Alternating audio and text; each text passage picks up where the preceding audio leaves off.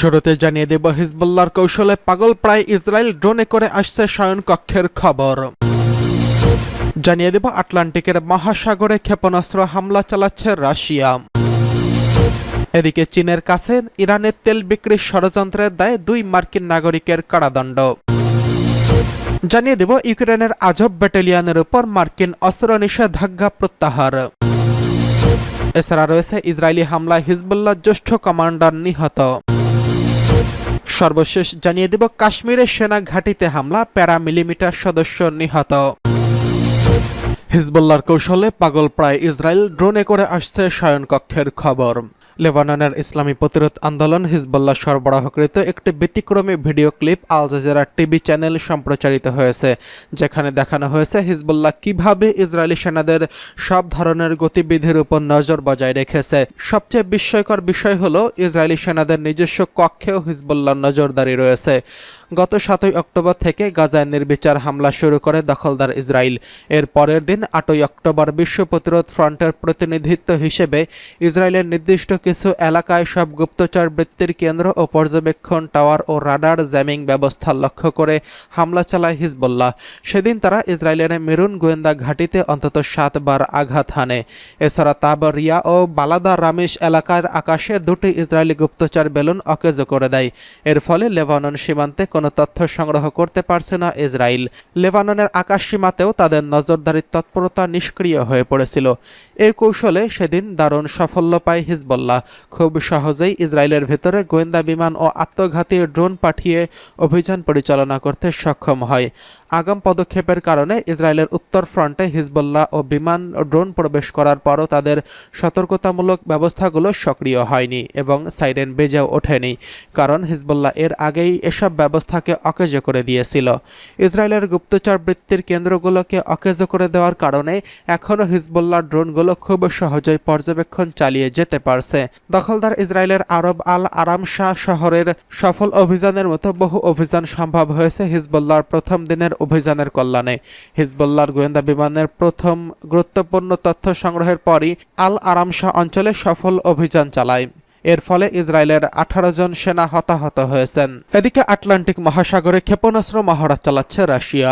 রাশিয়ার একটি ফ্রিগেট ও পরমাণু শক্তিচালিত সাবমেরিন আটলান্টিক মহাসাগরে ক্ষেপণাস্ত্র মহড়া চালাচ্ছে। যুদ্ধ জাহাজটি কিউবায় যাওয়ার পথে এই মহড়া চালাচ্ছে বলে রুশ প্রতিরক্ষা মন্ত্রণালয় জানিয়েছে। মঙ্গলবার এক বিবৃতিতে রুশ প্রতিরক্ষা মন্ত্রণালয় জানিয়েছে, সাবমেরিন কাজান ও যুদ্ধ জাহাজ অ্যাডমিরাল গোরস্কভের মহড়ায় 600 কিলোমিটারেরও বেশি দূরে শত্রুর লক্ষ্যবস্তুতে উচ্চ নির্ভুল ক্ষেপণাস্ত্র নিক্ষেপ করা হয়েছে। মন্ত্রণালয় আরও জানিয়েছে, সম্প্রতি এই যুদ্ধ জাহাজ বিমান হামলা প্রতিহতের মহড়া দেয়। রুশ এই যুদ্ধ জাহাজের বুধবার কিউবায় পৌঁছানোর কথা রয়েছে।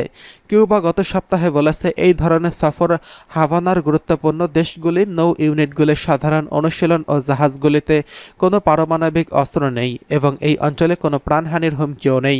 তবে ইউক্রেন যুদ্ধ নিয়ে রাশিয়ার সঙ্গে তীব্র উত্তেজনা চলছে এবং যুক্তরাষ্ট্র এই সফরকে কেন্দ্র করে কড়া নজর রাখছে। এদিকে চীনের কাছে ইরানের তেল বিক্রির ষড়যন্ত্রের দায়ে 2 মার্কিন নাগরিকের কারাদণ্ড।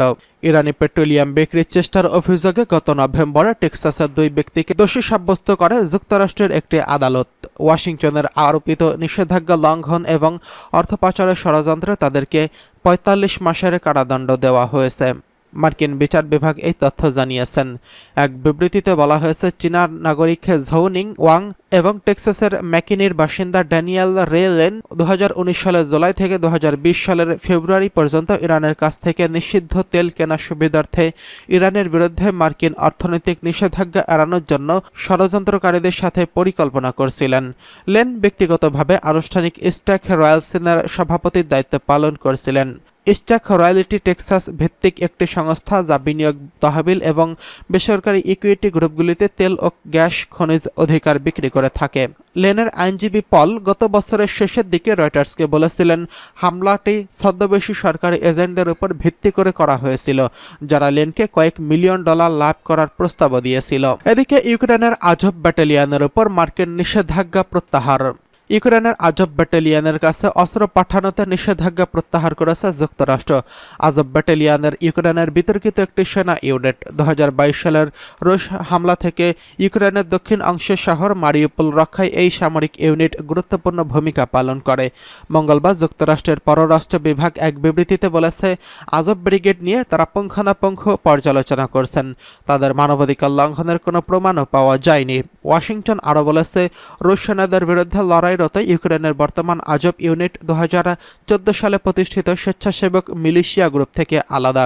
স্বেচ্ছাসেবক মিলিশিয়া কট্টরপন্থী বৃত্ত থেকে সদস্য সংগ্রহ করত। তাদের কিছু কৌশল নিয়ে আলোচনা সমালোচনা ছিল। যুক্তরাষ্ট্র ও এই গোষ্ঠীর উপর মার্কিন অস্ত্র ব্যবহারের নিষেধাজ্ঞা দেয়।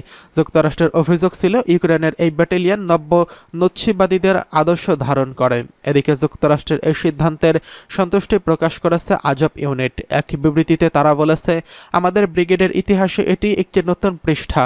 যুক্তরাষ্ট্রের অস্ত্র ও প্রশিক্ষণে তাদের শুধু কমব্যাট সক্ষমতাই বাড়বে না, এটির মাধ্যমে সেনাদের জীবন ও স্বাস্থ্য রক্ষা পাবে। এদিকে ইসরায়েলি হামলায় হিজবুল্লাহ জ্যেষ্ঠ কমান্ডার নিহত। লেবাননের দক্ষিণাঞ্চলীয় ইসরায়েলি বিমান হামলায় হিজবুল্লাহর এক জ্যেষ্ঠ কর্মকর্তার নিহত হওয়ার খবর নিশ্চিত করেছে সশস্ত্র গোষ্ঠীটি। এর আগে দিনভর উত্তরাঞ্চলীয় ইসরায়েলি জনগোষ্ঠী লক্ষ্য করে প্রায় 80টি রকেট নিক্ষেপ করে হিজবুল্লাহ। ইরান সমর্থিত গোষ্ঠীটি এক বিবৃতিতে বলেছে, দক্ষিণ লেবাননের আদাচিত শহরের বাসিন্দা তালেব আবদুল্লাহ জেরুজালেমের পথে নিহত হয়েছেন। ইসরায়েলের সীমান্ত থেকে প্রায় 25 কিলোমিটার উত্তরে উপকূলীয় শহর জোয়াইয়ার এক বিমান হামলায় আবদুল্লাহ নিহত হন। হিজবুল্লাহ সমর্থিত আল আখবার পত্রিকা জানিয়েছে, হামলায় কমপক্ষে 4 জন নিহত হয়েছেন। অন্যদিকে লেবাননের নিরাপত্তা সূত্রগুলি রয়টার্সকে জানিয়েছেন, হিজবুল্লাহর আরও 3 কর্মী নিহত হয়েছেন। ইসরায়েলের নিরাপত্তা সূত্রগুলো জানিয়েছে, বৈঠকের সময় হিজবুল্লাহ 4 সদস্যকে লক্ষ্যবস্তু করা হয়। গত 7 অক্টোবরে ইসরায়েলি বাহিনী ফিলিস্তিনের গাজায় হামলা শুরু করার পর থেকে এর প্রতিবাদে ইসরায়েলি সামরিক বাহিনীর অবস্থান নিশানা করে প্রায় প্রতিদিন হামলা চালাচ্ছে হিজবুল্লাহ। ইসরায়েলও এর জবাবে লেবাননে পাল্টা হামলা চালিয়ে আসছে। এদিকে কাশ্মীরের সেনা ঘাঁটিতে হামলা, প্যারামিলিটারের সদস্য নিহত। ভারত নিয়ন্ত্রিত জম্মু দোদার এলাকায় একটি অস্থায়ী সেনা ঘাঁটিতে অস্ত্রধারীদের হামলার ঘটনা ঘটেছে। হামলায় একজন প্যারামিলিটারি সদস্য নিহত হয়েছেন। আহত হয়েছেন নিরাপত্তা বাহিনীর আরও 6 সদস্য। এনডিটিভির খবরে বলা হয়েছে, সেখানে এখনও নিরাপত্তা বাহিনী ও বিচ্ছিন্নতাবাদীদের মধ্যে গোলাগুলি চলছে। এর আগে গতরাতে কাথুয়া বিভাগের বিচ্ছিন্নতাবাদীদের হামলায় একজন নিহত, 2 জন আহত হন। এর কয়েক ঘন্টা পরপরই সেনা ঘাঁটিতে হামলার ঘটনা ঘটে।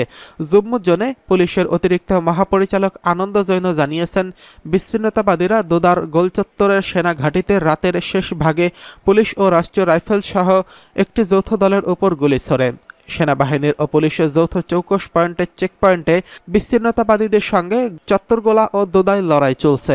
এই হামলার জন্য তারা নাম উল্লেখ ছাড়াই পাকিস্তানের জঙ্গি গোষ্ঠীকে সন্দেহ করছে।